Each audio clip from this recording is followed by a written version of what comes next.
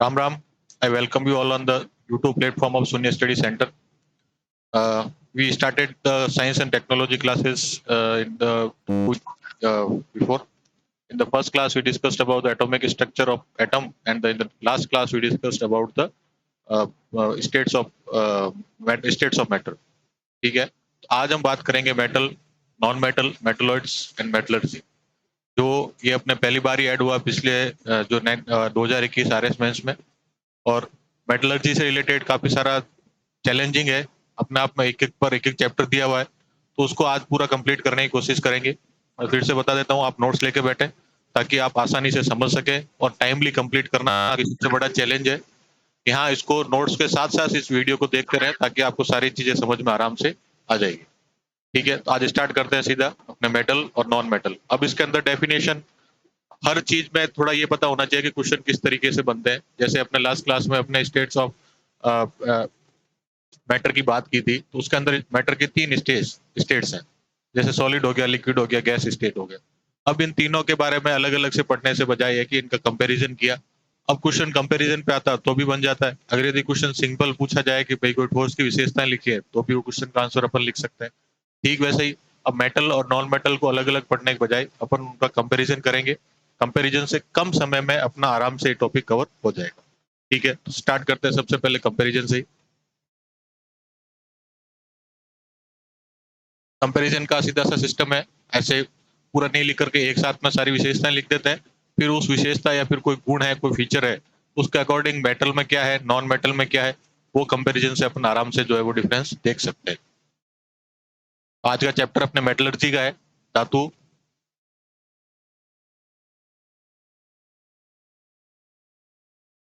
अधातु, धातुकर।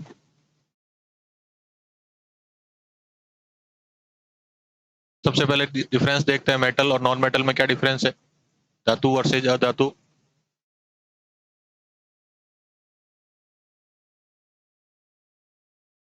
यहाँ लिख देंगे विशेषताएं,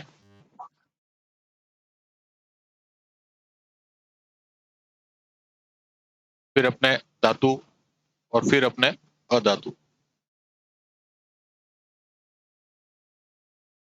सबसे पहले विशेषताओं में बात करें, सबसे पहले तन्यता,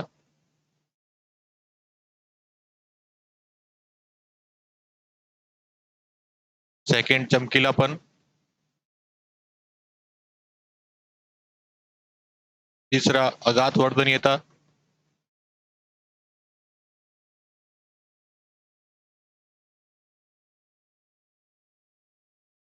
चौथा कठोरता, फिर गलनांक क्वथनांक,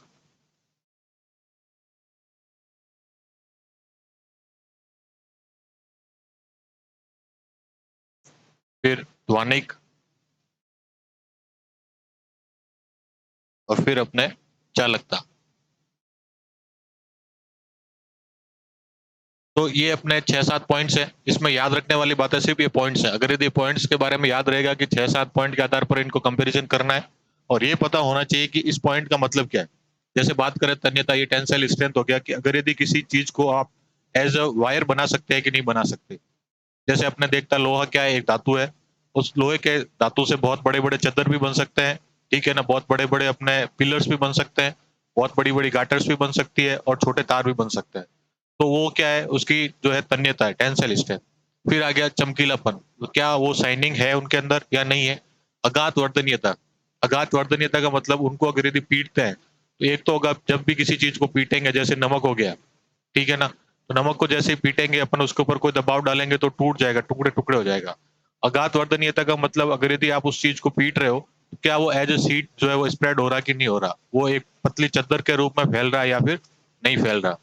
फिर कठोरता, रिजिडिटी, क्या वो कठोर होते हैं। फिर गलनांक क्वथनांक, ध्वनिक का मतलब उसको पीटने पर कोई साउंडनेस या साउंड प्रोड्यूस हो रही है या नहीं हो रही है। और फिर अपने चालकता, कंडक्टिविटी। बस अपने को ये चीजें पता है, इनका मतलब पता है, 4-5 आपको जो भी याद रहते हैं उसके आधार पर आराम से अपन कंपैरिजन जो है वो कर सकते हैं। अब धातु कौन से होते हैं, अधातु कौन से होते हैं। धातु आप सबको पता है, लोहा हो गया, तांबा हो गया, ठीक है ना, आपके टिन हो गया, लेड हो गया, ये सारे क्या है, जिंक हो गया, ये सारे क्या है, धातु है। गोल्ड हो गया, सिल्वर हो गया, जो भी अपने को अपने अपने सब बड़े-बड़े चीजें सारी चीजें पता है कि कौन सी धातु है। ठीक वैसे ही अधातु की बात करें तो जिप्सम हो गया, कैल्शियम हो गया, ये सारी क्या है अपने अधातु है। सोडियम हो गया, तो वो सारी क्या है अपने अधातु। अब तन्यता की बात करें तो जब एग्जाम्पल अपने को याद है, विशेषताएं अपने को याद है, तो अपन लिख सकते हैं कि तन्यता का मतलब धातु के अंदर क्या हो सकता है, तार के रूप में बना सकते हैं।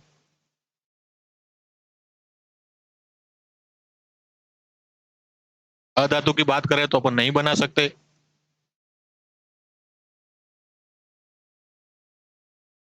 फिर बात करते हैं चमकीलापन। तो जो भी अपने मेटल होते हैं, चाहे लोहा हो, चाहे तांबा हो, सोना हो, चांदी हो, प्लेटिनम हो, इन सब के अंदर क्या है अपने शाइनिंग रहती है, चमकीलापन रहता है। लेकिन अधातु है जो इनके अंदर चमकीलापन नहीं रहता। ये क्या लिख सकते हैं अपने, इनके अंदर क्या रहता है, चमकीलापन या फिर शाइनिंग रहती है। यहाँ पर चमक नहीं रहती। फिर बात करते हैं अगाध वर्धनीयता। तो इनको पीट करके क्या बना सकते हैं, चद्दर बना सकते हैं।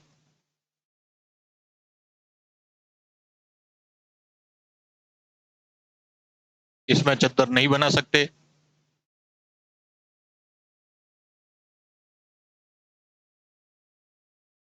फिर बात करते हैं कठोरता। तो धातु अपने कठोर होते हैं और ये अपने मुलायम होते हैं। फिर अपने बॉइलिंग पॉइंट और मेल्टिंग पॉइंट इनका हाई रहेगा, उच्च रहता है। इनका अपने लो रहता है। धान्विक का मतलब पीटने पर ध्वनि आती है, साउंड प्रोड्यूस होती है। इनको पीटेंगे तो ध्वनि नहीं आएगी। फिर चालकता की बात करें तो ये क्या होते हैं, सुचालक। और जो अधातु होते हैं वो क्या होते हैं, कुचालक। तो ये इसके डिफरेंस हो गए। अगर यदि ये भौतिक गुण भी होते हैं कि धातुओं के भौतिक गुण, अधातुओं के भौतिक गुण। भौतिक गुण पूछा जाए तो भी अपन इसका आंसर दे सकते हैं। डिफरेंस पूछा जाए तो भी इनका आंसर अपन आसानी से दे सकते हैं। अधातु के भौतिक गुण पूछे जाए तो भी आसान आंसर लिख सकते हैं। तो एक ही चीज के अंदर अपने तीन तरह के क्वेश्चन के आंसर लिख सकते हैं। भौतिक गुणों के बाद में आते हैं इनके रासायनिक गुण। रासायनिक गुण बहुत टिपिकल है। क्वेश्चन बन सकता है कि धातुओं के रासायनिक गुण क्या है या अधातुओं के रासायनिक गुण क्या है। मैक्सिमम 5 नंबर का क्वेश्चन बनता है। तो उसी के अकॉर्डिंग उस 5 नंबर के क्वेश्चन के आंसर लिखने की जितना अपने पास में कंटेंट होना चाहिए। तो बस अपन देख लेते हैं। बहुत ज्यादा डेरिवेशन में नहीं जाएंगे क्योंकि इतना सारा सिलेबस है। डेरिवेशन में ही रहेंगे या फिर अपने जो है रिएक्शन में भी रहेंगे, अभिक्रियाओं में रहेंगे, तो वो या तो अभिक्रिया याद कर पाएंगे या फिर बाकी सब्जेक्ट का कंटेंट याद रख पाएंगे। तो बात करते हैं अब इनके केमिकल प्रॉपर्टीज।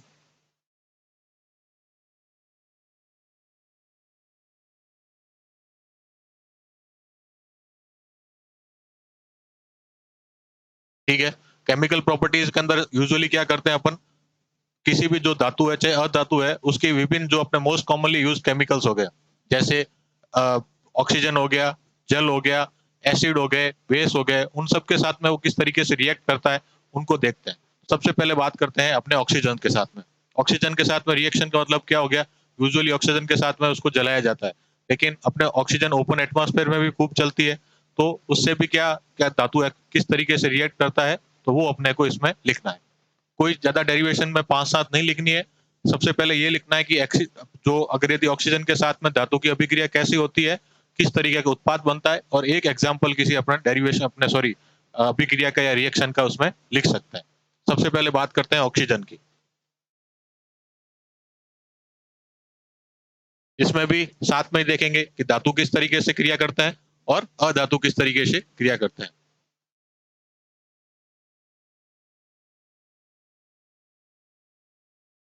धातु प्लस ऑक्सीजन मिलके क्या बनता है, धातु ऑक्साइड, मेटल ऑक्साइड बनाता है।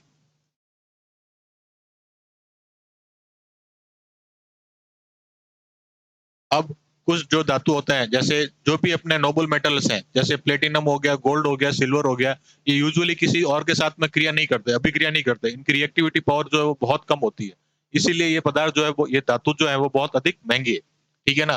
तो इसके अंदर भी जो ऑक्सीजन के साथ में भी है, गोल्ड और सिल्वर कभी अभिक्रिया नहीं करते। इसमें लिख सकते हैं अपन Au और Ag। गोल्ड और सिल्वर जो है वो इसके साथ में उसके साथ में अभिक्रिया नहीं करते।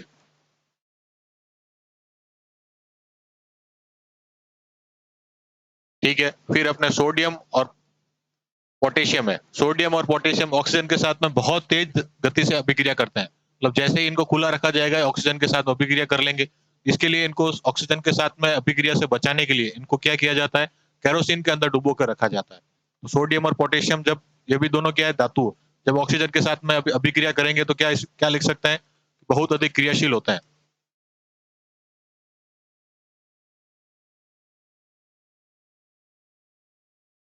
बहुत अधिक क्रियाशील होते हैं, इसलिए इनको क्या करते हैं अपन, केरोसिन में भिगो कर रखते हैं।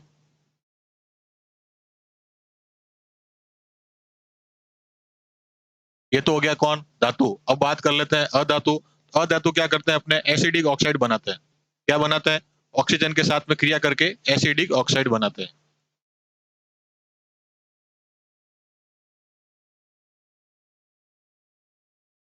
जैसे सल्फर क्या है, एक अधातु। सल्फर को जब ऑक्सीजन के साथ में क्रिया करेंगे तो क्या बने, SO2।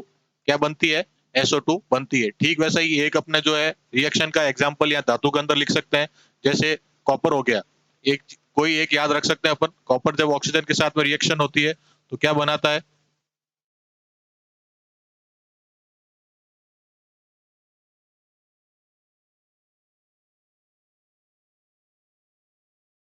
Copper oxide. क्या बनता है, कॉपर ऑक्साइड। ठीक है, ठीक वैसे ही एक एग्जांपल इसका अधातु का याद रख सकते हैं। ऑक्सीजन के साथ में पूछा जाए तो क्या लिख सकते हैं अपने, क्या लिखना, धातु ऑक्सीजन के साथ में क्रिया करके क्या बनाते हैं, धातु ऑक्साइड। और अधातु क्या बनाते हैं, एसिडिक ऑक्साइड बनाते हैं। एक अपने रिएक्शन का एग्जांपल लिख सकते हैं, सल्फर और ऑक्सीजन मिलकर सल्फर डाइऑक्साइड बनाते हैं। ठीक वैसे ही अधातु, धातु के अंदर क्या लिखेंगे, कॉपर और ऑक्सीजन मिलकर क्या बनाते हैं अपने, कॉपर ऑक्साइड बनाते हैं। जो सोना और चांदी है वो अभिक्रिया ऑक्सीजन के साथ में नहीं करते। सोडियम और पोटेशियम बहुत अधिक क्रियाशील होते हैं, इसलिए इनको केरोसिन के अंदर भिगोकर रखते हैं। ये तो हो गया ऑक्सीजन। ऑक्सीजन के बाद में बात करते हैं जल। ठीक है, जल मतलब H2O। जब भी धातु को जल के साथ में क्रिया करवाते हैं तो पहले तो क्या बनेगा, धातु ऑक्साइड।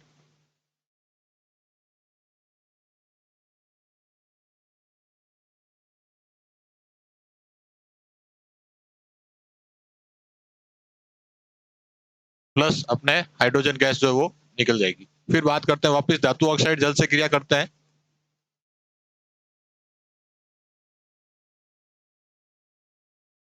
तो फिर क्या बनते हैं, धातु हाइड्रोक्साइड। क्या बनाते हैं, धातु हाइड्रोक्साइड।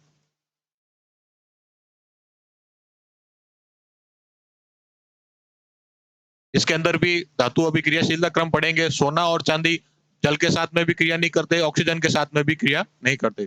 सोडियम और पोटेशियम ऑक्सीजन के साथ में भी बहुत अधिक क्रियाशील होते हैं और जल के साथ में भी बहुत अधिक क्रियाशील होते हैं। तो जब सबसे पहले अब यहाँ पर लिख सकते हैं अपन कि जो अपने सोना और चांदी है वो जल के साथ में क्रिया नहीं करते, और सोडियम पोटेशियम है इनकी जल के साथ में क्रिया होती है, वो क्या होती है, अत्यधिक तेज और उष्मा सेपी। उष्मा सेपी मतलब कि इनके अंदर आग भी लग जाती है, या फिर ये कहते हैं कि बहुत अधिक उष्मा या फिर हीट जो है वो प्रोड्यूस होती है। अब ठीक वैसे ही अब अधातुओं की बात करें तो अधातु जो है वो जल के साथ में क्रिया नहीं करते। अधातु और धातु जो है वो जल के साथ क्रिया नहीं करते।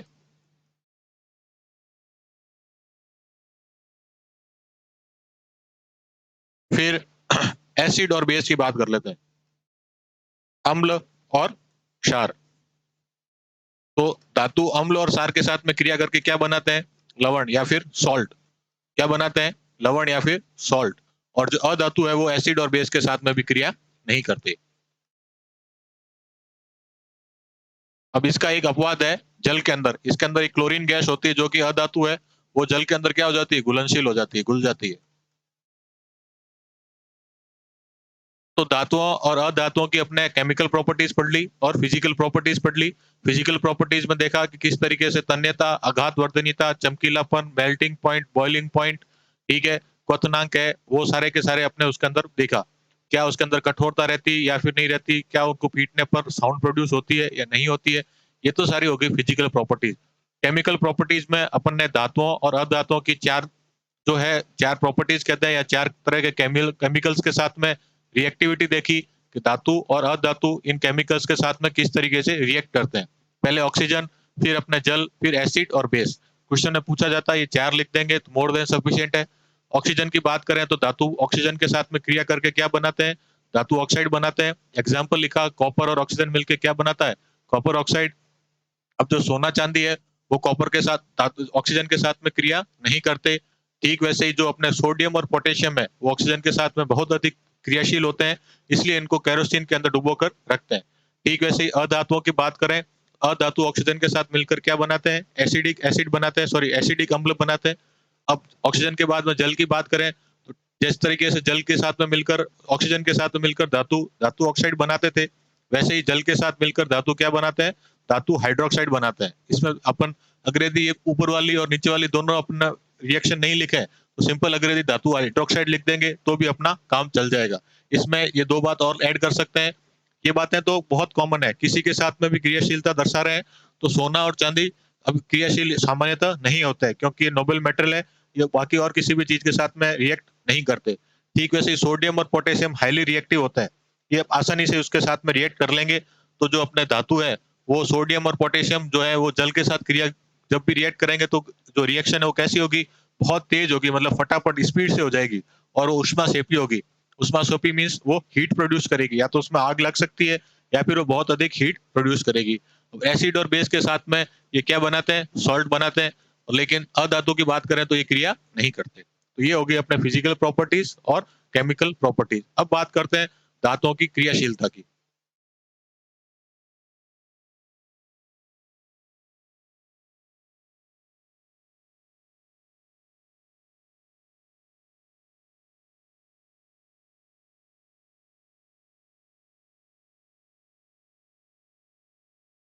यहाँ लिखते हैं सर्वाधिक क्रियाशील,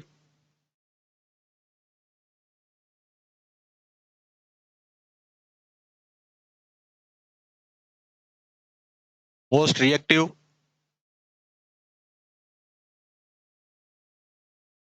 यहाँ लिखते हैं अपन न्यूनतम या फिर न्यूनतम क्रियाशील,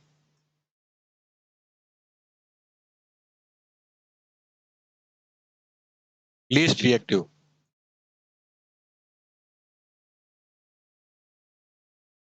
तो मोस्ट रिएक्टिव में सर्वाधिक क्रियाशील कौन है?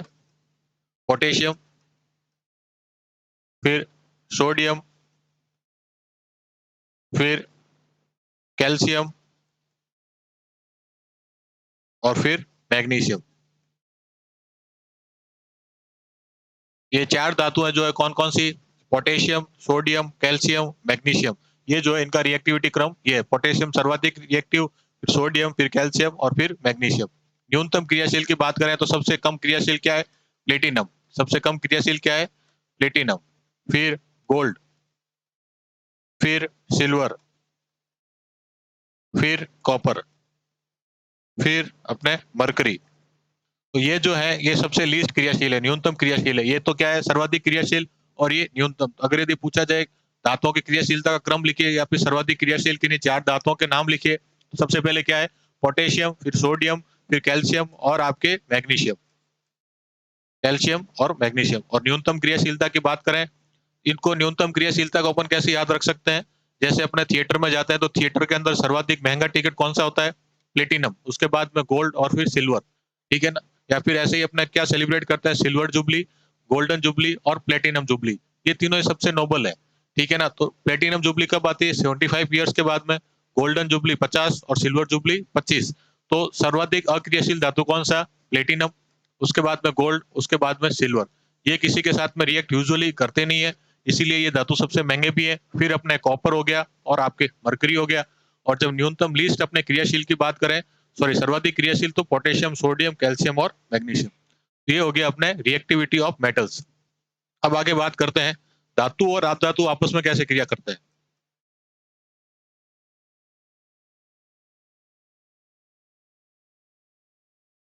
अब एक एग्जाम्पल से बताता हूँ, धातु क्या है? सोडियम क्या है? एक धातु। और अधातु क्या है? क्लोरीन। Na और सोडियम और क्लोरीन मिलकर क्या बनाते हैं? NaCl। जैसे कल अपने जो देखा था उसके अंदर देखे थे भाई, जो अपने ठोस होते हैं उनके बीच में किस किस तरीके से जो है वो बॉन्ड होता है। NaCl के बीच में किस तरीके का बॉन्ड होता है?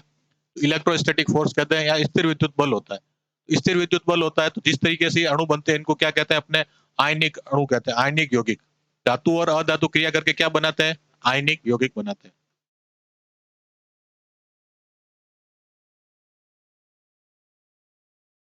मैं आपको उस तरीके के एग्जाम्पल लेकर के समझाने की कोशिश कर रहा हूँ जो अपने बहुत डे टू डे लाइफ के अंदर कॉमन है। NaCl नमक हमने सबने देखा हुआ है। हम जैसे ही नमक की बात अपने को दिमाग नमक का एग्जाम्पल देखते हैं तो उसके बहुत सारे गुण अपने आप दिमाग में आ जाते हैं। ये नहीं लिखना है कि NaCl बाद में एग्जाम्पल के रूप में लिख सकते हैं। लेकिन अगर यदि पूछे कि धातु और अधातु आपस में क्रियाशील किस तरीके से क्रिया करते हैं, वहां ये लिखना है कि धातु और अधातु मिलकर क्या बनाते हैं? आयनिक यौगिक बनाते हैं। फिर उसका एक एग्जाम्पल लिख लेंगे। और अगर यदि सीधा यही पूछा जाए कि आयनिक यौगिकों के कुछ प्रॉपर्टीज लिखिए, गुण धर्म लिखिए। अब ऐसे इसके गुण धर्म याद नहीं भी रहे तो अपने को क्या करना है? NaCl के गुण देखना है कि NaCl के गुण धर्म कैसे होते हैं। तो सबसे पहले फिजिकल प्रॉपर्टी की बात करें, भौतिक अवस्था।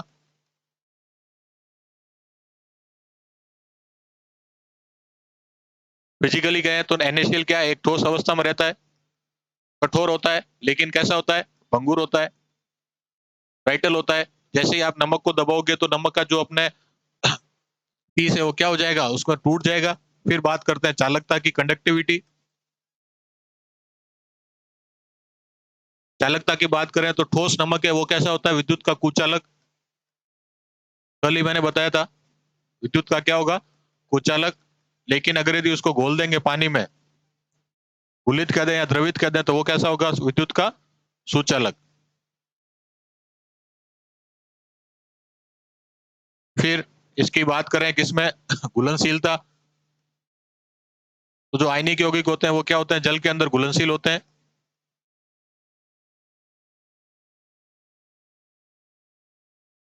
और पेट्रोल हो गया या केरोसिन हो गया, इनके अंदर जो है ये अघुलनशील होता है। ठीक है ना? तो अगर यदि ये क्वेश्चन बनता है धातु और अधातुओं की क्रियाशीलता मतलब साथ में किस तरीके से अभिक्रिया करते हैं तो वो भी लिख सकते हैं। और अगर यदि सिंपल क्वेश्चन ये बनता है कि आयनिक यौगिकों के गुणधर्म लिखिए तो वो भी अपन यहाँ पर आसानी से जो है वो लिख सकते हैं। फिर अपना एक और गुणधर्म यहाँ लिख सकते हैं, इनका गलनांक क्वोथनांक भी क्या होता है? अपने हाई होता है।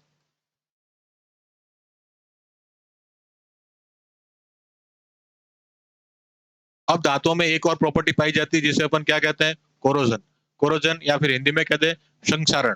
संक्षारण क्या होता है? जैसे लोहे के अंदर जंग लग जाती है, मेटल को जब अपन काफी देर तक बाहर रखते हैं तो वो क्या होता है? जो वातावरण में उपस्थित ऑक्सीजन हो गया या अपने नमी हो गया या फिर जल हो गया, उनसे साथ में अभिक्रिया करके उसकी जो बेस प्रॉपर्टीज है उससे साथ में मतलब उसकी जो बेस प्रॉपर्टीज है, जो उसकी मूलभूत प्रॉपर्टीज है, वो उसमें थोड़ी सी वायलेट हो जाती है। या फिर कहते हैं वो उससे जो अपने बेसिक गुण धर्म से थोड़ा सा हट जाता है या उससे अलग हो जाता है, उसे अपन क्या कहते हैं? संक्षारण कहते हैं। तो कोरोजन की डेफिनेशन क्या हो सकती है?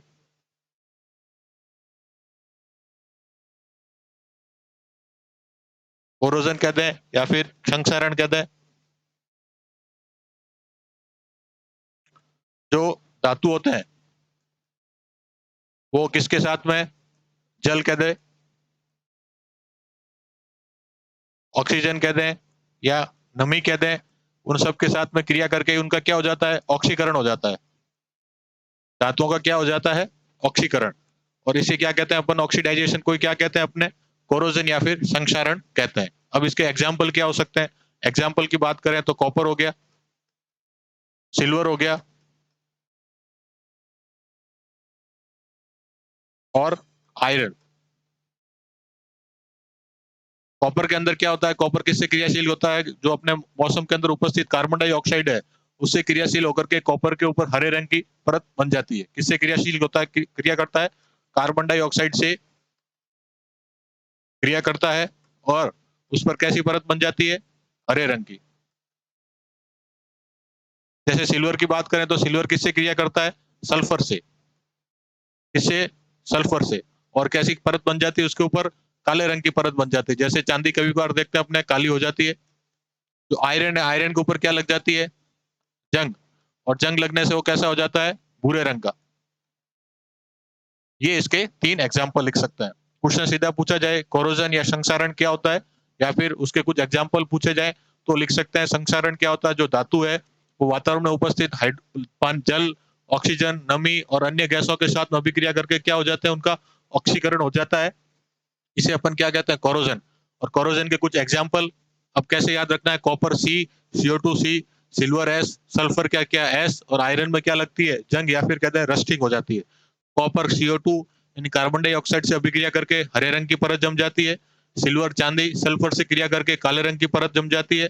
और आयरन की क्या हो जाती है, जंग लग जाती है, जिससे आयरन कैसा हो जाता है, अपने भूरे रंग का हो जाता है। तो ये हो गया कोरोजन।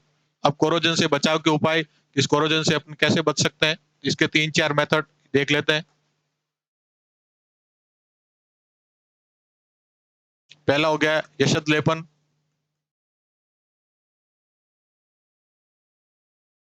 दूसरा हो गया तेल या ग्रीस लगाना।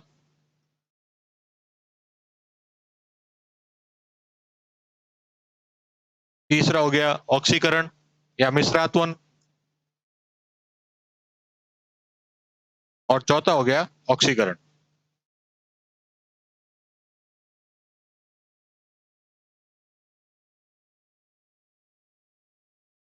सबसे पहले देखते हैं यसद लेपन।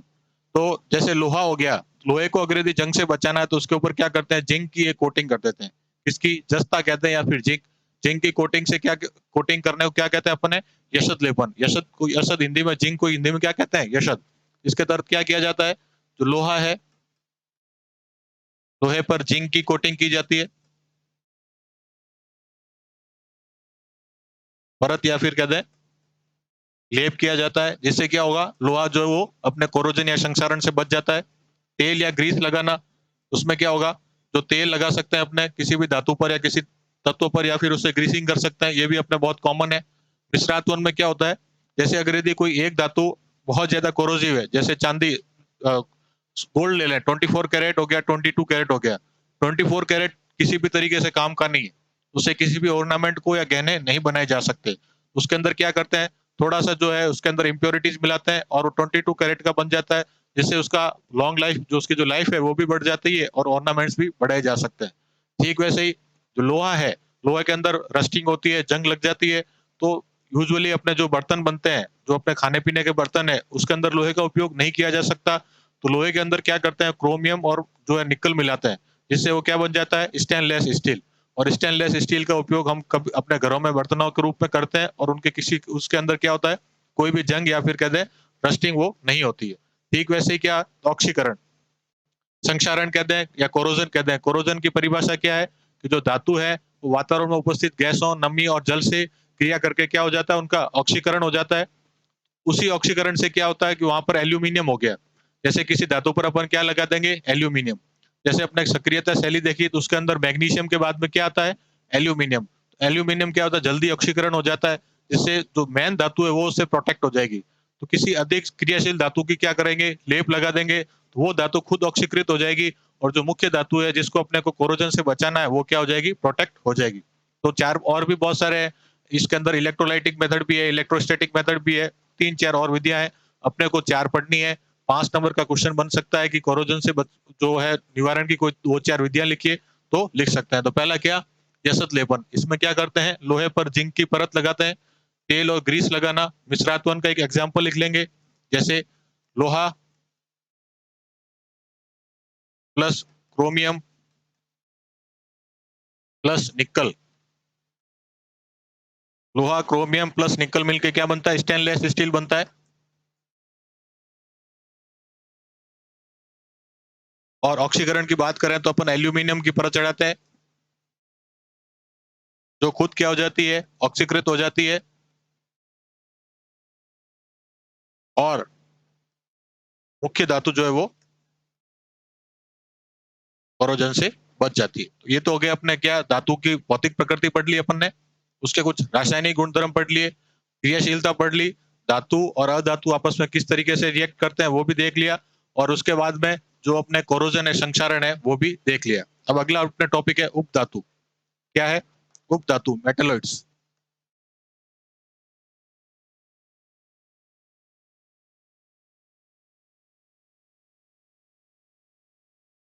जिसके अंदर धातु और अधातु दोनों के गुण होते हैं, उन्हें क्या कहते हैं अपन, उपधातु। धातु और अधातु दोनों के गुण हो, उन्हें क्या कहते हैं, मिश्र धातु कहते हैं। अब एग्जाम्पल लिख लेंगे, सिलिकॉन, जर्मेनियम, एंटीमनी, ये सारे इसके किसके धातु, किसके एग्जाम्पल हो गए, उपधातु के। अब इनकी कुछ विशेषताएं देख लेते हैं, इसकी विशेषताएं क्या क्या है।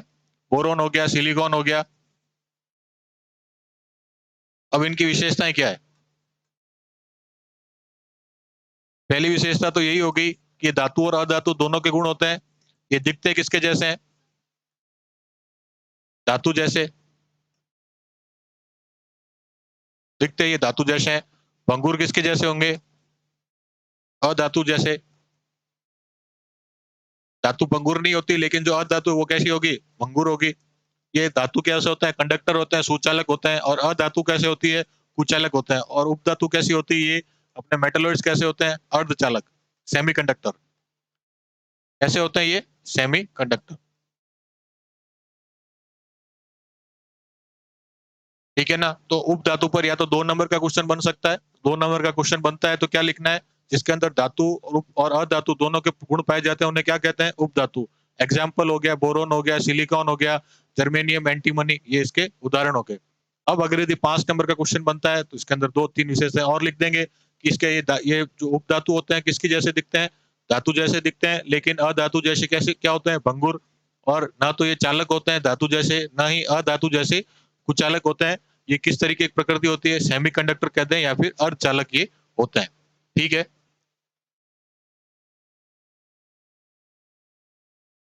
तो अपने 2 टॉपिक हो गए हैं, धातु और अधातु। अगला अपना टॉपिक आज का है वो है धातु कर्म, मेटलर्जी।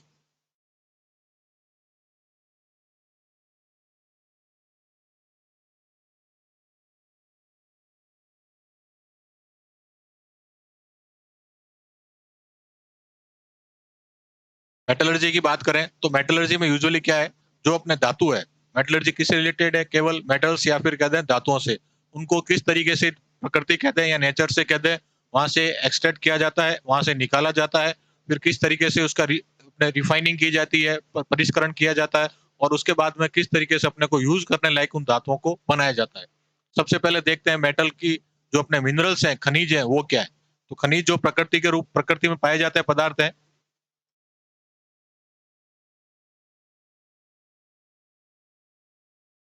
समरूप, सजातीय और प्राकृतिक रूप से पाए जाने वाले पदार्थ। ठीक है। खनिज को अपन एज ए रिसोर्स कह सकते हैं, नेचुरल रिसोर्स होता है खनिज। आर्टिफिशियली कोई चीज प्रोड्यूस हो रही है, कोई पदार्थ बन रहा है, तो वो खनिज नहीं है। इसके अंदर कौन कैसे होने चाहिए पदार्थ, समरूप होने चाहिए, मतलब एक जैसे दिखने वाले।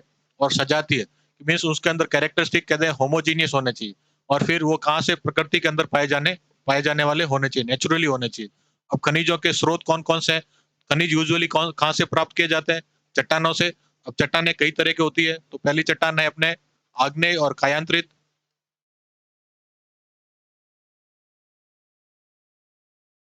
Igneous and metamorphic. फिर अवसादी चट्टानें, सेडिमेंट्री रॉक्स।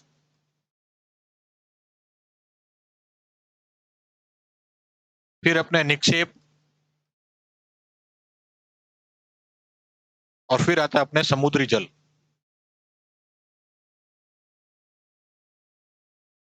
तो खनिजों के यूजुअली कितने सोर्सेज हैं, ये 4 सोर्सेज हैं। तो अपने आग्नेय और कायंत्री जितने भी तरह के फेमस अपने मेटल्स कहते हैं, चाहे वो कॉपर हो गया, चाहे लोहा हो गया, ये सारे, जिंक हो गया, ये सारे कौन सी चट्टान में पाए जाते हैं, कायांतरित और आग्नेय चट्टानों में। ये किस तरीके से आते हैं, जो पृथ्वी में अपने दरारें होती है। ये जो अपने गलित अवस्था में रहता है पृथ्वी के अंदर, जियोग्राफी में आपने पढ़ा होगा, जो भी मेटल है, जो भी धातु है, वो कौन सी लिक्विड स्टेज में रहते हैं। जो अपने धरती के स्ट्रक्चर में दरारें हैं, उन दरारों के माध्यम से ये लिक्विड स्टेज में धरती के ऊपर आ जाते हैं। और समय के साथ में इस ठंडे होकर के कैसे बन जाते हैं, ठोस बन जाते हैं। तो जो कॉपर हो गया, लोहा हो गया, जिंक हो गया, ये किस तरीके की चट्टानों में पाए जाते हैं, अपने आग्नेय और कायांतरित। मीन्स आग्नेय मीन्स इग्निशियस, बाहर आते हैं उस टाइम गर्म और लिक्विड होते हैं। उसके बाद में इग्निशियस के मतलब कायांतरित, मतलब कि वो मेटामॉर्फिज्म हो जाता है। वो अपना रूप चेंज करके ठंडे होकर के कैसे बन जाते हैं, सॉलिड बन जाते हैं। औषधि चट्टानें, जो अपने विभिन्न तरीके के औषध आते हैं, ठीक है ना। जैसे पवनों के अवसाद हो गए, नदियों के द्वारा लाए गए चट्टानों के अवसाद हो गए, उन अवसादों की वजह से जो खनिज मिले जाते हैं उनको कौन से खनिज कहेंगे? अवसादी चट्टानों से प्राप्त खनिज हो गए। जैसे अपना जिप्सम हो गया, कैल्शियम हो गया। जिप्सम आप देखेंगे किस तरीके से होता है, परत के रूप में जमा होता है। नदियों द्वारा लाए गए अवसाद होते हैं जो चट्टानों से घिस करके आते हैं और वो अवसाद धरती पर जमा हो जाते हैं और वहां पर जो क्या बन जाता है? जिप्सम बन जाता है। ठीक वैसे ही बात करें जलोढ़ निक्षेप, जो सोना है, चांदी है, वो भी किस तरीके से मिलते हैं अपने, जो निक्षेप है, जो अपने सेडिमेंट्स है, जलो जो नदियों द्वारा लाए गए जो मिट्टी के निक्षेप है उनके द्वारा उनके अंदर होते हैं। और समुद्री जल के अंदर सब सर्वाधिक पाए जाने वाला धातु कौन सा है? सोडियम और मैग्नीशियम। तो ये अपने खनिजों के चार सोर्सेज हो गए। पहला आग्नेय और कायांतरी चट्टान, फिर अपने औषधि चट्टाने, फिर अपने जो है वो निक्षेप वगैरह ये हो गए। अब बात करते हैं ओर या फिर अयस्क। अयस्क जो है वो अपने सीधा सिलेबस में दिया हुआ है। ओर्स क्या होती है? सीधा 2 नंबर का क्वेश्चन पूछा जा सकता है कि आप अयस्क से क्या समझते हैं। तो उसके अंदर अपने को डेफिनेशन लिखनी है कि खनिज वो खनिज जिसके अंदर धातु की सर्वाधिक मात्रा होती है उसे अपन क्या कहते हैं? अयस्क कहते हैं। खनिज कौन से होते हैं? जो नेचुरली अपने प्रोड्यूस सजातीय समरूप और जो नेचुरली पाए जाने वाले पदार्थ क्या कहलाते हैं? खनिज कहलाते हैं। और जिस खनिज के अंदर सर्वाधिक धातु की मात्रा हो वो क्या कहलाता है? उसका अयस्क कहलाता है। तो परिभाषा क्या है?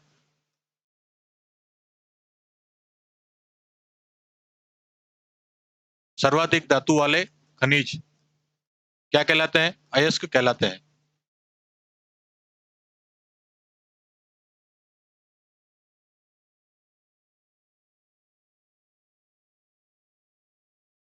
अब इनके टाइप्स देख लेते हैं, कितने टाइप के अयस्क होते हैं। 3 4 अयस्क सीधा भी पूछा जा सकता है, अयस्कों के प्रकार भी पूछे जा सकते हैं। पहला हो गया आपके ऑक्साइड, फिर सल्फाइड, कार्बोनेट और हैलाइड। ऑक्साइड की बात करें तो अब इनके दो दो तीन तीन एग्जाम्पल देख लेते हैं। सबसे पहले लोहा क्या देख लेते हैं, फेरस का। तो लोहे का जो ऑक्साइड अयस्क होता है उसे कहते हैं हेमेटाइट। और उसका जो केमिकल सूत्र है वो क्या है? Fe2O3। ठीक वैसे ही एल्यूमिनियम का जो अयस्क होता है उसे क्या कहते हैं? बॉक्साइड। बॉक्साइड का सूत्र क्या है? Al2O3। कॉपर का होता है उसे कहते हैं क्यूप्राइट। और इसका सूत्र क्या होता है? CuO। ठीक वैसे सल्फाइड अयस्क, किसके सल्फाइड अयस्क के अंदर क्या होगा? अपने सल्फर पाया जाता है। सल्फाइड अयस्क के अंदर लोहे का सल्फाइड अयस्क क्या है? लोहा आयरन पायराइड।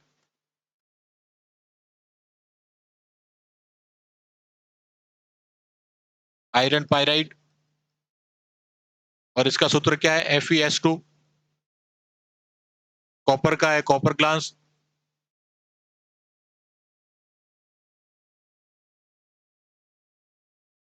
और इसका है Cu2S। जिंक का है जिंक ब्लेंड।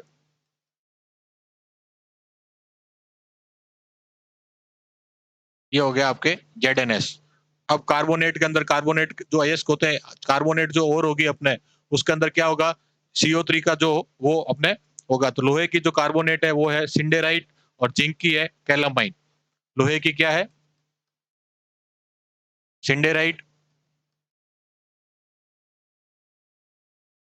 FeCO3। और जिंक की क्या है? कैलामाइन। ZnCO3। और हेलाइड अयस्क की बात करें, हेलाइड अयस्क के अंदर क्या होता है? क्लोरीन। तो जो सिल्वर है उसका जो हेलाइड अयस्क उसे क्या कहते हैं? Horn silver. उसका सूत्र है AgCl। और जो सोडियम है उसका क्या है? नमक। और उसका सूत्र क्या है? NaCl। ये सारे हो गए अयस्क। अयस्क का 2 नंबर का भी क्वेश्चन बन सकता है, 5 नंबर का क्वेश्चन भी बन सकता है। अगर यदि 2 नंबर का क्वेश्चन बने तो उसमें पूछा जाएगा कि अयस्क को परिभाषित कीजिए। उसके अंदर अपन सीधी परिभाषा लिख सकते हैं कि जो भी खनिज, वो खनिज जिसके अंदर धातु की सर्वाधिक मात्रा होती है उसे अपन अयस्क कहते हैं या फिर और कहते हैं। फिर टाइप्स की बात करें तो अयस्क वैसे तो बहुत सारे टाइप के होते हैं। अपने को 3 4 टाइप्स याद रखने, ऑक्साइड हो गया, सल्फाइड हो गया, कार्बोनेट हो गया और अपने हेलाइड हो गया। और हर एक टाइप के 2 3 एग्जाम्पल हो गए। ऑक्साइड की बात करें तो ऑक्साइड में लोहे का ऑक्साइड अयस्क कौन सा होता है? हेमेटाइट Fe2O3, एल्यूमिनियम का बॉक्साइट Al2O3, कॉपर का क्यूपराइट CuO। सल्फाइड अयस्क की बात करें तो सल्फाइड में भी अपने 2-3 अपने याद रख सकते हैं। सल्फाइड अयस्क लोहे का क्या है? आयरन पायराइट FeS2, कॉपर का है copper blend, sorry copper glass Cu2S, zinc का क्या है? Zinc blende ZnS। फिर कार्बोनेट की बात करें तो कार्बोनेट के अंदर लोहे का कार्बोनेट अयस्क क्या है? सिंडेराइट FeCO3, और जिंक का कौन सा है? Calamine ZnCO3। हैलाइड अयस्क सिल्वर का हॉर्न सिल्वर AgCl, और सोडियम और का कौन सा होगा? नमक या फिर NaCl। तो ये तो हो गए अपने क्या? अयस्क। अयस्क में सीधे लिखे हुए हैं तो क्वेश्चन अपने को बन सकता है। अब बात करते हैं मेटलर्जी के प्रिंसिपल कि इनका धातुओं का शोधन जो है वो किस तरीके से किया जाता है।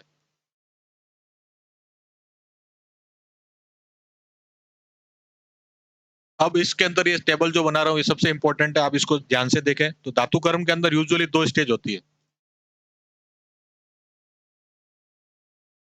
निष्कर्षण और दूसरा परिष्करण, रिफाइनिंग।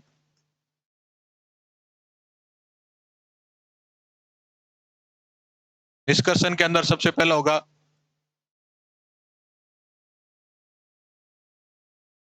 चूर्णन और दलन और चूर्णन।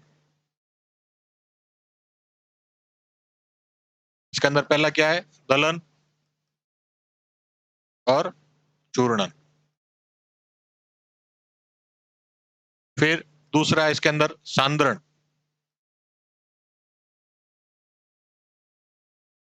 तीसरा स्टेप है निस्तापन और भर्जन।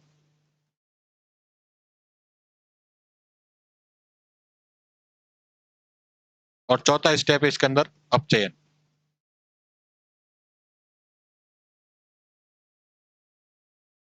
ठीक है। अपचयन के बाद में परिष्करण को क्या कहेंगे अपने? रिफाइनिंग।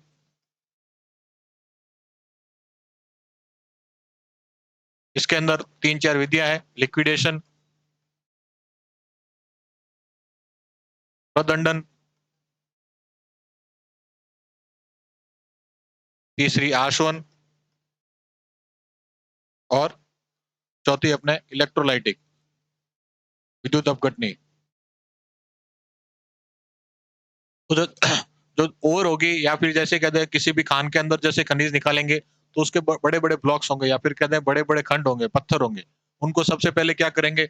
उन खंडों को, उन पत्थरों को छोटे छोटे टुकड़ों में बांटेंगे और उसके बाद में उसका बारीक चूर्ण बनाएंगे। तो सबसे पहले यहाँ पर दलन और चूर्णन में क्या होगा? छोटे छोटे टुकड़े, और फिर बारीक चूर्ण जो है वो बनता है। सांद्रण के अंदर क्या करेंगे? इस जो बारीक चूर्ण बना है इसमें से जो भी गैंग पार्टिकल है, अपद्रव्य है, जो उसके अंदर इम्प्योरिटीज है, वो निकाला जाता है। उसके बाद में आता है निस्तापन और भर्जन। निस्तापन और भर्जन के अंदर करेंगे जो ये निकाला हुआ इसको धातु ऑक्साइड में बदलेंगे। धातु को किस में बदला जाएगा? जो अयस्क है, धातु अयस्क है, उसको मेटल ऑक्साइड के अंदर बदलेंगे। और उसके बाद में होता है अपचयन। अपचयन के अंदर जो धातु ऑक्साइड है, धातु ऑक्साइड से क्या करेंगे? धातु को निकालेंगे।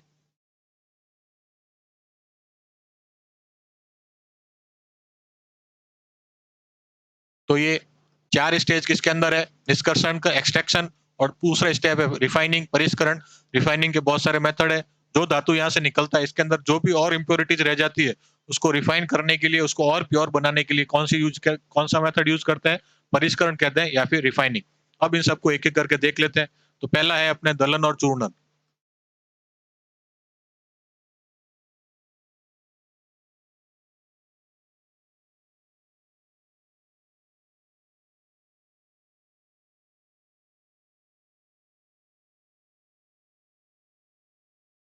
इसके अंदर 2 तरह के अपने एपरेटस होते हैं। एक तो होता है अनुसंधानित्र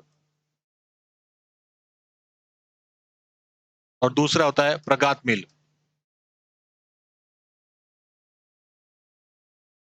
इसको तो अनुसंधानित्र जो होते हैं या फिर कहते हैं बड़े बड़े ब्लॉक्स को तोड़ने के लिए किसका यूज किया जाता है? संधानित्र का। ये क्या, और वो जो मिल होती है इसके अंदर क्या करेंगे? उसको बारीक चूर्ण में तोड़ देंगे। यहाँ पर क्या करेंगे? छोटे छोटे टुकड़ों के अंदर तोड़ा जाता है।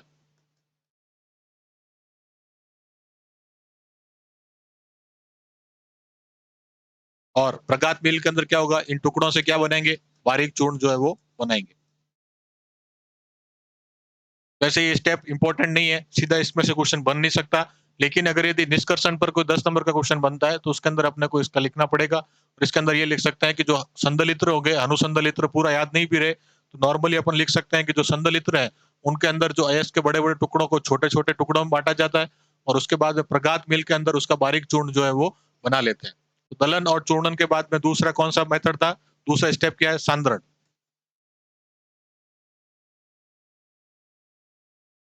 सांद्रण के 4 मेथड है। पहला अपने गुरुत्वीय पृथक्करण,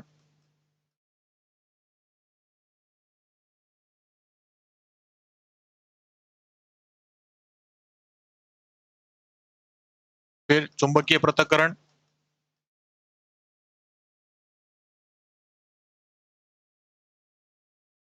फिर जाग पल्लवन और फिर अपना हो गया रासायनिक विधि।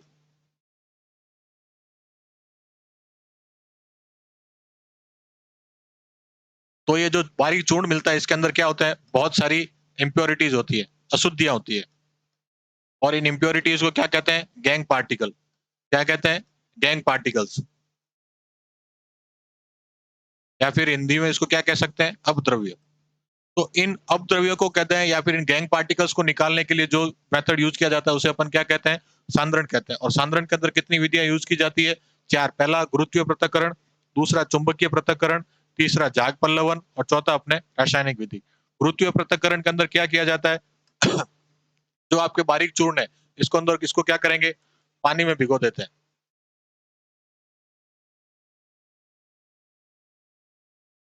तो जो धातु है वो तो क्या हो जाएगा, घुल जाएगा,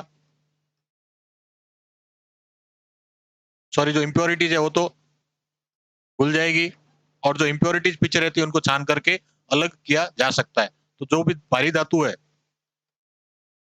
जैसे ऑक्साइड ओर्स हो जाएंगे, ऑक्साइड ओर्स का सांद्रण करने के लिए कौन सा मेथड यूज किया जाता है, गुरुत्वीय पृथक्करण। अब इसके अंदर कैसा, पानी के अंदर मिलाएंगे, पानी के अंदर मिलाएंगे तो जो सेटल होना, जो घुलनशील है वो तो घुल जाएगा, जो अघुलनशील है वो और जो भारी है वो तो नीचे बैठ जाएगा। जो धातु क्या होता है, अघुलनशील है, जैसे अपने लोहा हो गया, ये सभी पानी के अंदर नहीं घुलते। लेकिन जो पानी के अंदर घुलनशील पदार्थ है उन सबको ऊपर से पानी के साथ में बाहर निकाल दिया जाएगा, और पीछे जो मटेरियल रहेगा वो क्या रहेगा, अपने प्योर ऑक्साइड कहते हैं, प्योर क्या रहेगा वो, और या फिर अयस्क रहेगा। तो कौन से अयस्क का सांद्रण अपने गुरुत्वीय पृथक्करण के द्वारा किया जाता है, ऑक्साइड अयस्क का। फिर जो सल्फाइड अयस्क होते हैं,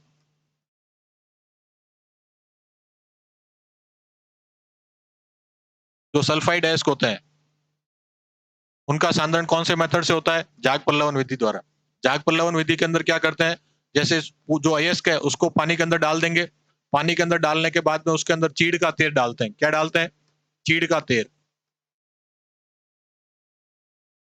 और फिर तेल डालने के बाद के अंदर वो क्या पानी के अंदर मिक्स नहीं होगा, फिर उसके अंदर बहुत तेज गति से हवा को डाला, हवा प्रवाहित की जाती है। हवा प्रवाहित करने से उसके साथ में क्या बन जाते हैं, और जाग बन जाते हैं। जाग बनने से जो सल्फाइड ओर से होता है वो तो जाग के साथ बाहर आ जाते हैं, और जो पानी के अंदर नीचे रह जाती है वो क्या रहती है, इम्प्योरिटीज रह जाती है। तो जो ओर है वो तो किसके साथ में आ जाएगी, अयस्क जो वो किसके साथ में आ जाएगा, जाग के साथ में। और जो इम्प्योरिटीज है या गैंग है वो किसके साथ में रह जाएगी, पानी के साथ में रह जाएगी। और वहीं अगर यदि किसी भी तरह की मैग्नेटिक इंप्योरिटीज है, अगर यदि उसको बाहर निकालना है उसके लिए कौन सा यूज करते हैं, चुंबकीय पृथक्करण। इसमें क्या होगा, जो बारीक चूर्ण होगा उसके अंदर वो एक दो रोलर लगे हुए, एक दो अपने रोलर होंगे और ऊपर एक बेल्ट होगा, और एक तरफ क्या होंगी, चुंबक या कोई मैग्नेट लगी होगी। तो उस बारीक चूर्ण को उस बेल्ट के ऊपर जो है वो रोटेट करवाया जाता है।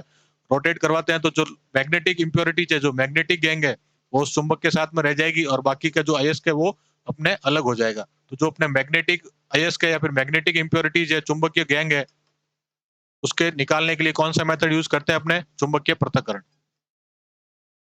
फिर अपने बनती है रासायनिक विधि। इसके अंदर क्या यूज किया जाता है, रासायनिक रिएजेंट को केमिकल रिएजेंट यूज करता है।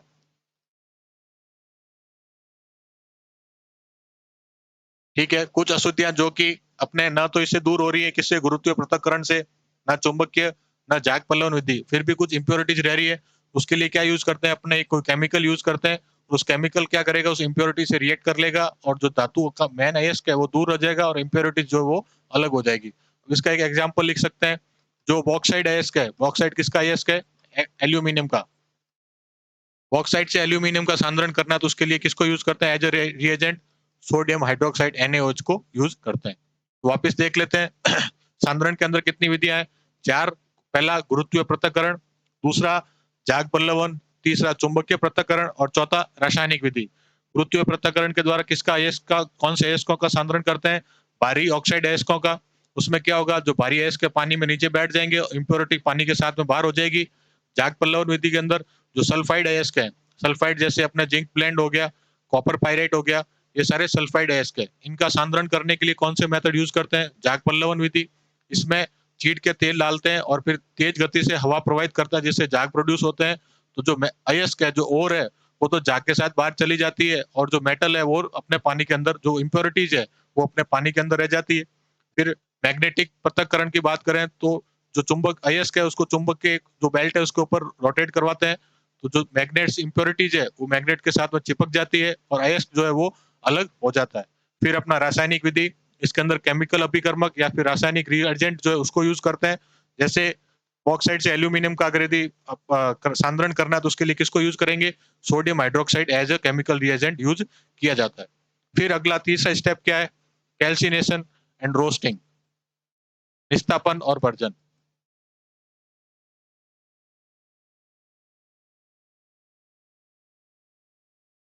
अगला स्टेप कौन सा है? निस्तापन और भर्जन। तो जो निस्तापन और भर्जन है उसको वापिस ऐसे कंपैरिजन के हिसाब से देखते हैं, निस्तापन और भर्जन। सबसे पहले देखते हैं कौन सी अयस्क का निस्तापन होगा, तो यहाँ लिख देंगे अपने कार्बोनेट, सॉरी ऑक्साइड और कार्बोनेट अयस्क का, और भर्जन किसका होगा? सल्फाइड ओर्स का। इन दोनों के अंदर क्या किया जाता है? अपने गर्म किया जाता है, जो ओर है उसको क्या करेंगे? गर्म करेंगे।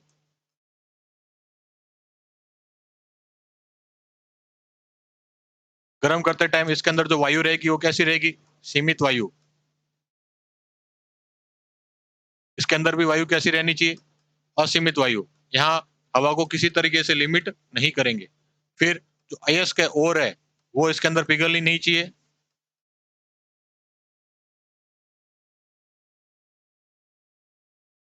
और यहाँ पर जो ओर है वो नहीं पिघलनी चाहिए।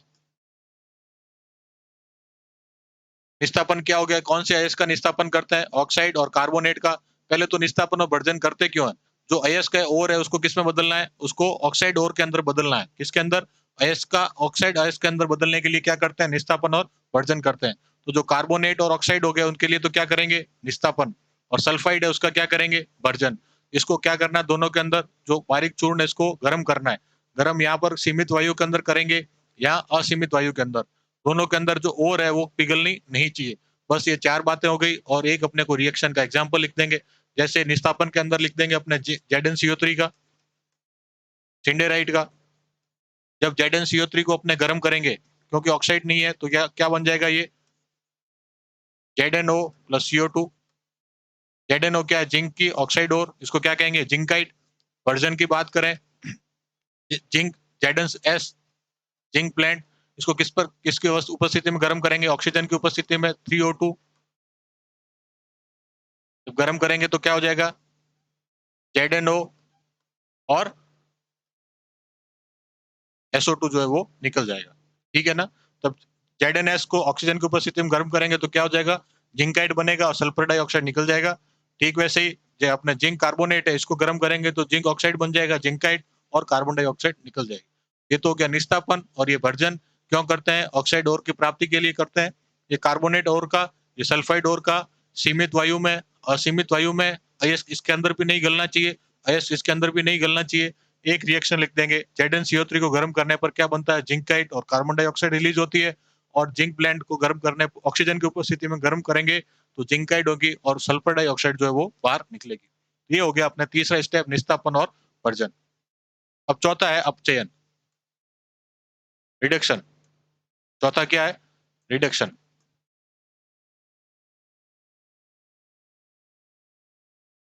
रिडक्शन में क्या करेंगे? जो ऑक्साइड अयस्क है।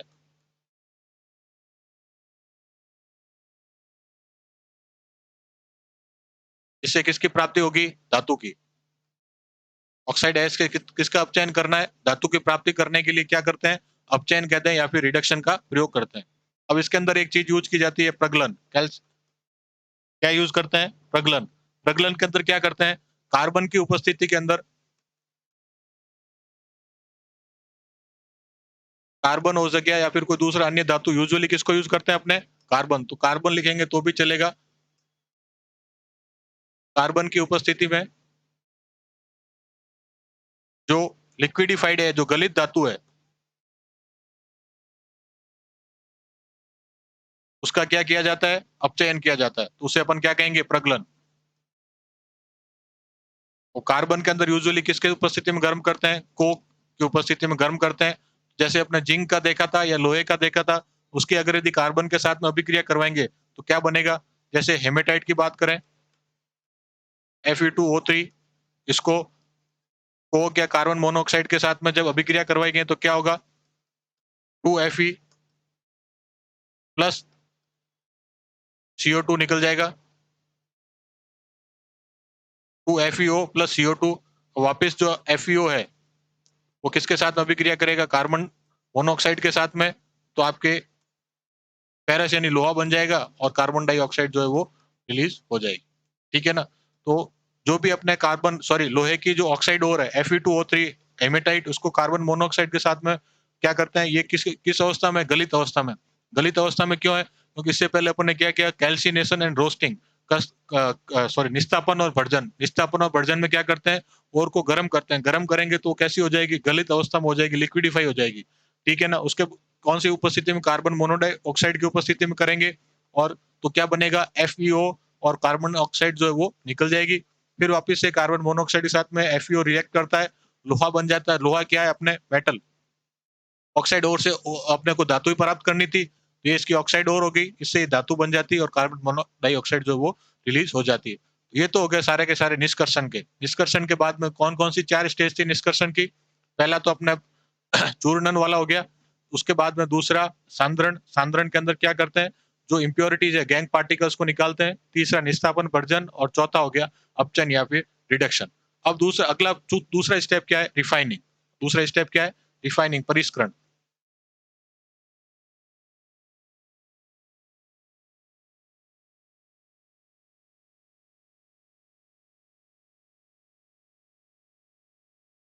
रिफाइनिंग के 3-4 मेथड है, उनको देख लेते हैं। पहला क्या? लिक्विडेशन।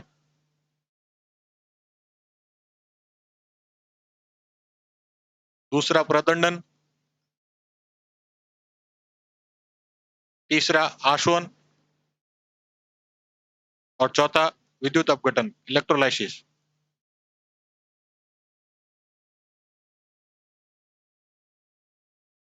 लिक्विडेशन में क्या होगा? जैसे अपने को पता है, जो टिन हो गया, लेड हो गया, ठीक है ना? टिन और लेड जो है वो बहुत अधिक से आसानी से क्या हो जाती है? गलित हो जाती है, लिक्विड फॉर्म में आ जाती है। इनको क्या करते हैं? टिन और लेड का जो अपने मेटल मिला कहाँ से? अपचयन के बाद में, रिडक्शन के बाद में, जो रिड्यूस टिन और लेड है, इसको अपन किसके अंदर करते हैं? जो एक भट्टी होती है उसके अंदर गर्म करते हैं।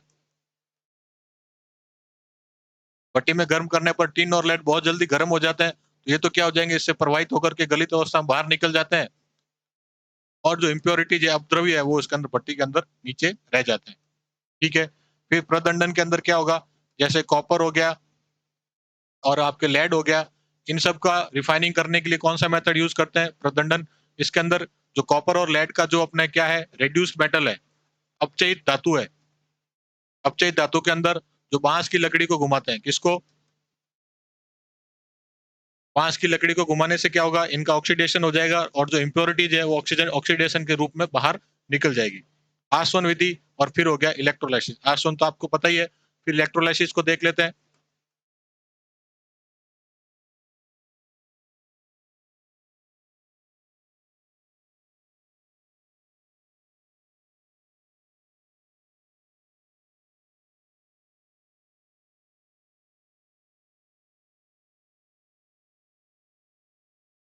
ये हो गया एनोड, ये हो गया कैथोड।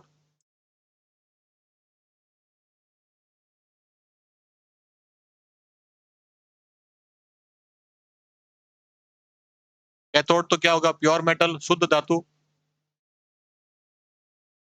और ये आपके एनोड क्या हो जाएगा, अशुद्ध धातु। जैसे सपोज एनोड क्या है, अशुद्ध कॉपर, और कैथोड क्या हो गया आपके शुद्ध कॉपर। कैथोड तो क्या पतली होती है, तो जो एनोड होगा वो मोटी अशुद्ध धातु होगी। अब जब इसको जो सॉल्यूशन है विलियन है वो किसका, CuSO4 कॉपर सल्फेट का। जब कॉपर सल्फेट के विलियन में अशुद्ध कॉपर को शुद्ध कॉपर के साथ में विद्युत अपघटनी विधि द्वारा क्या किया जा रहा है, रिफाइनिंग करेंगे, तो इसमें से जो शुद्ध कॉपर है वो तो कहां पर जमा हो जाएगी, कैथोड पर। किस पर जमा हो जाएगी, और जो इसका जो अशुद्ध है वो किस पर जमा हो जाएगा, एनोड के नीचे। इसको अपन क्या कहेंगे, एनोड पंख, या फिर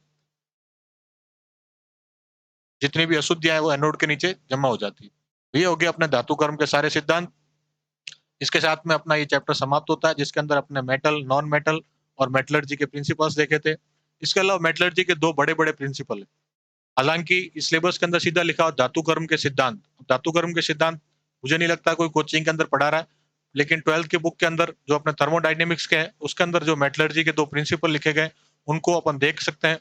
या तो एक प्रिंसिपल 5-5 नंबर में पूछे जा सकते हैं, या फिर 10 नंबर के अंदर दोनों के दोनों प्रिंसिपल पूछे जा सकते हैं। देख लेते हैं कौन कौन से प्रिंसिपल है। पहला है उष्मागतिकी सिद्धांत,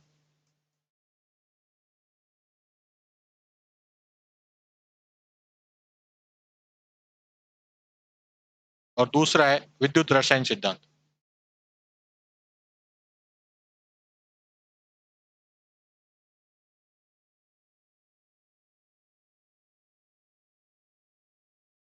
ये सिद्धांत क्या बताता है, ये उप धातु कर्मी के बारे में बताता है।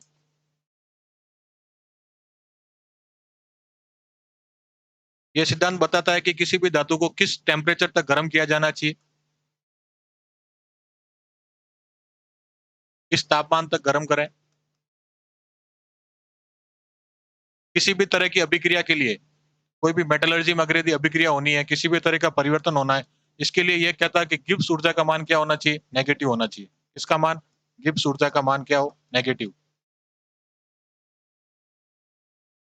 गिब्स ऊर्जा को किस तरीके से दी जाएगी, delta G is equal to delta H minus T delta S. ये किसका फॉर्मूला है, गिब्स एनर्जी का फॉर्मूला। एज इट इज याद रखना है, समझने की बहुत ज्यादा कोशिश नहीं करनी है।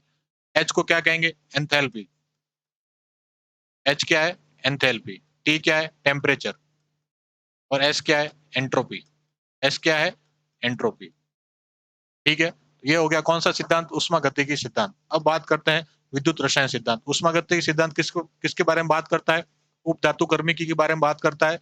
यह बताता है कि किसी भी अभिक्रिया में किस टेम्परेचर तक उस अभिक्रिया को किया जाना चाहिए, और किसी भी अभिक्रिया के घटित होने के लिए सबसे मुख्य बात क्या है, उसका जो गिब्स ऊर्जा का मान क्या होना चाहिए, नकारात्मक होना चाहिए।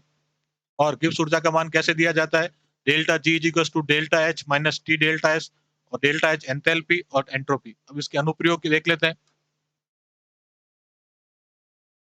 तो जो भी अपने लोहा हो गया, कॉपर हो गया, जिंक हो गया, इनके जितने भी तरीके का इनका मेटलर्जिकल होगा, धातु कर्म होगा, धातु शुद्धिकरण होगा, वो कौन से सिद्धांत पर होता है, उष्मागतिकी सिद्धांत पर होता है। अब जिनका उष्मागतिकी सिद्धांत से नहीं हो रहा है, उनका अगर ये धातु कर्म से कुछ अपने को रिफाइनिंग करनी है, मेटल को एक्सट्रैक्ट करना है, तो उसके लिए कौन सा होगा, विद्युत रसायन सिद्धांत या फिर इलेक्ट्रोकेमिकल थ्योरी। इलेक्ट्रोकेमिकल थ्योरी क्या कहती है, जो गलित लवण होते हैं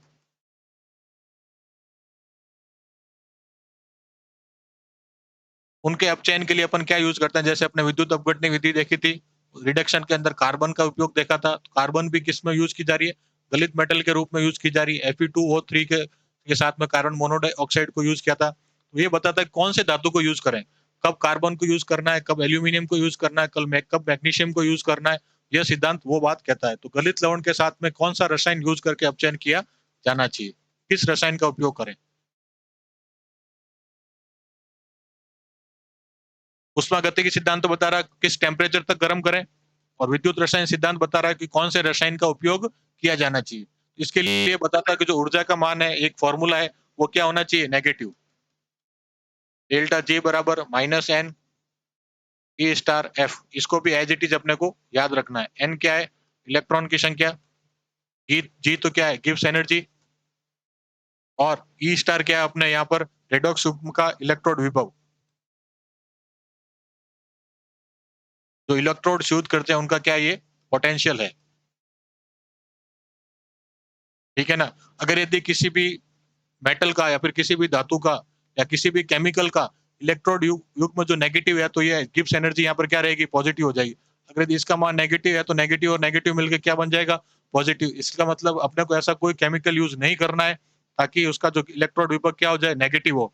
नेगेटिव होने से गिब्स ऊर्जा का मान पॉजिटिव होगा, पॉजिटिव होने से कोई केमिकल रिएक्शन घटित नहीं होगी। तो ये दो सिद्धांत है, एज इट इज नोट्स के अंदर दिए हुए हैं, उनको एज इट इज अपने को थ्योरी को याद करना है, एग्जाम में पूछा जाए तो लिख के आना है।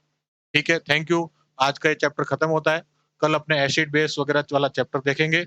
और कोई क्वेरी हो तो आप कमेंट में बता सकते हो। जो भी वीडियोस आपको अच्छे लगते हैं या नोट्स आपको अच्छे लग रहे हैं तो अपने फ्रेंड्स के साथ में इसको शेयर कीजिए। ठीक है, कल फिर इसी टाइम पे मिलेंगे।